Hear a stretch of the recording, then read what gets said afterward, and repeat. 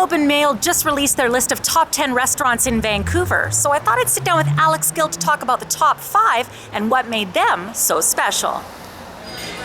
So Royal Dinette made number 1 on my list, but it didn't win in isolation. It won in combination with another restaurant called Grapes and Soda.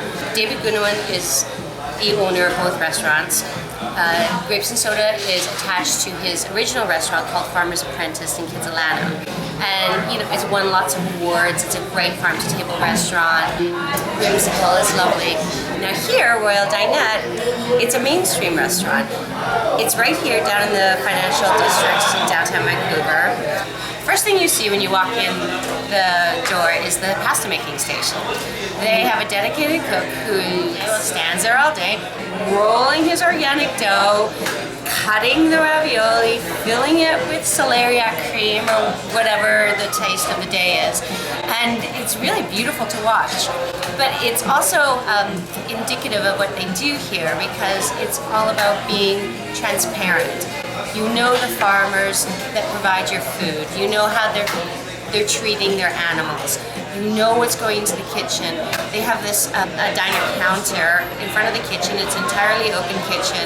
Good food should be honest and transparent, and you should see everything that goes into it.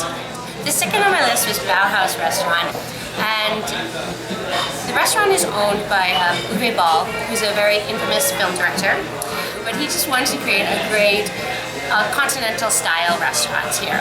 Stefan Hartmann is a Michelin-starred chef from Berlin, and he cooks like an angel. His technique is unlike anything we have here in Vancouver, but everything is crafted with such care, such great ingredients that he is, it's perfection. And it's not trying to be trendy or, you know, mind-blowing. It's just beautiful food. Number 3 on my list was Angora Restaurant. It's located in the Old Sea Restaurant. It's a Peruvian-Japanese seafood restaurant. It's tasty. Peruvian spices are punchy and bold and lovely, and they're quite different than anything we've ever tasted before. But they do it with all this great seafood that we get locally. Number 4 is Mission. Now Mission in Kitsilano is the ultimate locavore restaurant. Curtis Luck is on a mission to use every little piece of the animal or vegetable that comes into his restaurant. He butchers his own meat. When he uses turnips, he doesn't just use the flesh, he uses the leaves. And so on your plate you might have sauteed turnips and then fried leaves. And if you're sitting at a table with 4 people, everyone must order the tasting menu. They have 4 or 6-course tasting menus, vegetarian or not. And I guess it's because, well, it takes a lot of organization if you're going to use every little piece of the animal or the vegetable. If you want to support a chef who's trying to save the planet and, you know, do the right thing and reduce food waste, then you lose some of your choices. And I admire him for his dedication to that cause, and I think that's why he made my list. Number 5 is Lena. Now this is a restaurant for the serious foodie.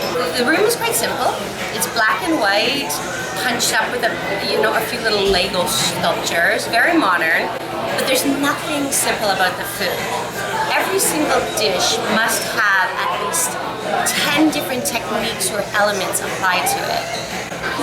When he serves octopus, he just doesn't serve octopus. He actually takes the suckers off the tentacles, pickles them, and then dots them on the plate. Then he mimics those suckers with small pastry squeezes of lobster mayonnaise. Now, it's ambitious. The cookie is ambitious, and most of it is excellent. And I think this will be, you know, Mike Robbins will be one of our great chefs. I think he's overdoing it a little bit. He would have placed higher if he would just learn a little bit of restraint and let some of those natural flavors breathe on the plate.